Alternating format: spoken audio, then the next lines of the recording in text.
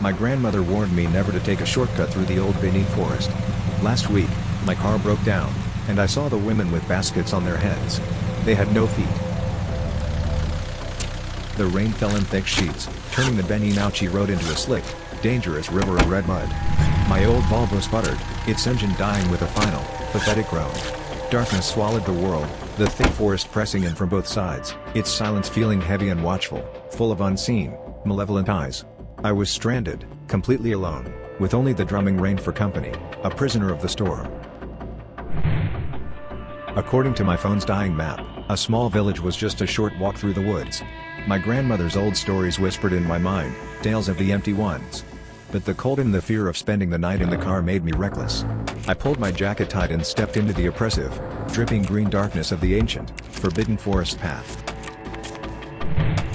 The forest path was unnaturally quiet, as if all the insects and nightbirds were holding their breath. My flashlight beam cut a shaky path through the oppressive gloom, creating dancing, monstrous shadows. The air grew cold, a deep chill that seeped right into my bones, a cold that had nothing to do with the rain still falling from the black sky above. I saw them then, further down the path. 3 women walking in a single, silent file, large woven baskets balanced perfectly on their heads. Their movements were fluid, graceful, but deeply wrong. They seemed to glide just an inch above the muddy earth, their bright wrappers swaying in a wind I could not feel at all. A desperate hope for direction surged in my chest. "Aunties, please." I called out, my voice trembling and small against the vast, silent forest. They stopped in perfect, chilling unison. Slowly, as one, they began to turn. My breath caught in my throat, my heart hammering wildly against my ribs like a trapped, frantic bird seeking escape. The woman in front had a beautiful, ageless face, but her eyes were solid, dark orbs, reflecting no light. She smiled, a wide, stretching expression that showed too many teeth. "You are lost, child," she said, her voice a hollow, echoing sound that seemed to come from everywhere and nowhere at once around me. My gaze, driven by a terrifying compulsion, dropped from her smiling face down to her feet. The hem of her colorful wrapper fluttered gently in the still air. But beneath it, there was nothing. No legs, no feet. She and her companions simply ended at the ankles, hovering serenely above the wet, muddy forest path.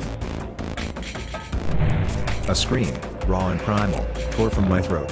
I stumbled backward, my boots slipping in the red mud. The women began to laugh, a sound like dry seeds rattling in a gourd. Their hovering forms started to drift towards me, their arms now outstretched, long, thin fingers reaching out from their sleeves, aiming straight for my face. I turned and ran, crashing blindly through the thick undergrowth, thorns tearing at my clothes and skin. I could hear them behind me, not footsteps, but a soft, whispering rustle like dry leaves skimming over the ground. Their hollow laughter followed me, weaving between the ancient trees, a sound that promised a terrible, endless fate. My lungs burned, and my legs felt like lead. I dared a glance back. They were closer, gliding effortlessly through the dense forest I was struggling to penetrate. The one in front was still smiling, her dark eyes locked onto mine, an ancient hunger burning deep within their soulless, pitch-black depths. Suddenly, my foot caught on a thick, exposed root, and I fell hard, face first into the cold, wet leaf litter. The air was knocked from my lungs. I rolled onto my back, scrambling backward, utterly helpless. The 3 women surrounded me, their floating forms blocking any possible escape route. They leaned in, their beautiful, empty faces now only inches from mine. I could smell them then, a scent of old, dry earth, deep forests, and forgotten graves. "We have been lonely for so long," the leader whispered, her breath like a cold, foul tune. "You will keep us company." She reached a cold, brittle hand towards my forehead. As her fingers made contact, a vision, sharp and painful, exploded behind my eyes. I saw an endless, gray plain under a twilight sky. I saw hundreds of them, the empty ones, all turning towards me with that same hollow, hungry smile. A distant, frantic barking echoed through the trees. A bright flashlight beam cut through the darkness, striking the women. They recoiled, hissing like angry cats, their forms flickering like a bad television signal. The scent of old earth was suddenly overpowered by the smell of rain and life. A strong hand grabbed my arm, pulling me roughly to my feet. It was a hunter from the village, his face etched with fear and determination. His dog, a large local breed, snarled at the hovering figures. "Do not look back," the hunter yelled, his voice tight with a pure, undiluted terror. We ran, his grip on my arm like an iron vise. I heard the whispering rustle of the women following, but it grew fainter, more distant. The lights of the village appeared through the trees, warm and beautiful, a beacon of glorious, wonderful safety in the overwhelming, terrifying darkness.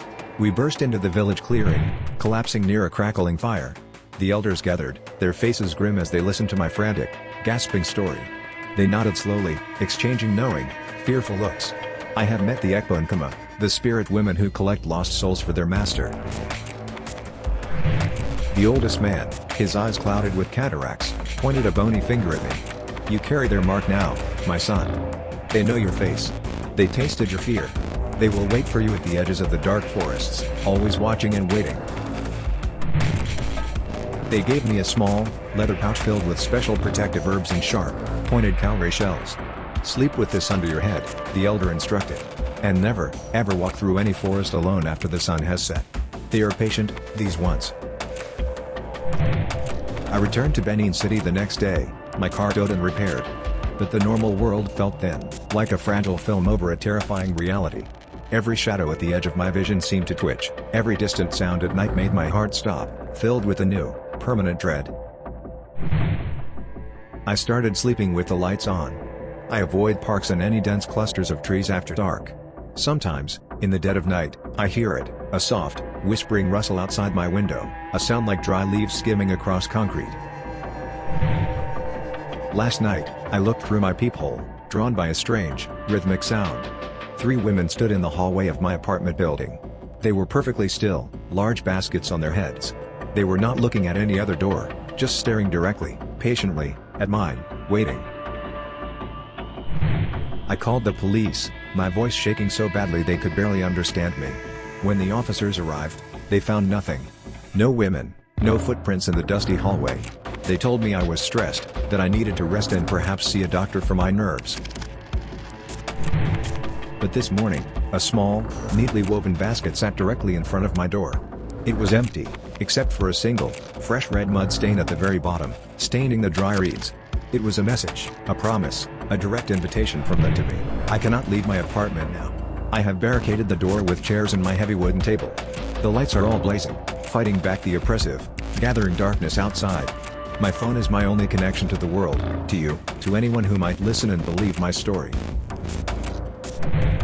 The whispering has started again, right outside my door.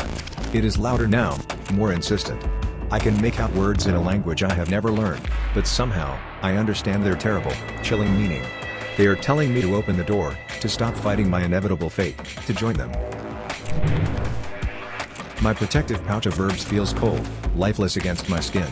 The cowrie shells inside have all cracked open, their white insides now blackened, as if burned from within by some powerful, dark force I cannot hope to comprehend or fight against. They are knocking now. Not a human knock, but a soft, rhythmic thud, like a heavy, empty basket being gently bumped against the wood.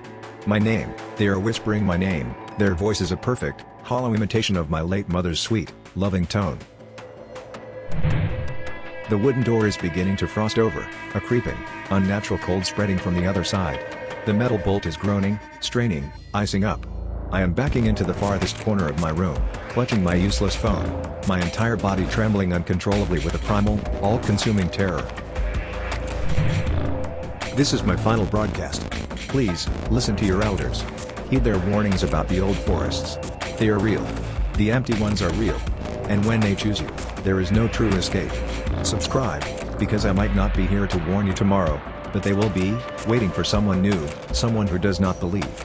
They are coming in now.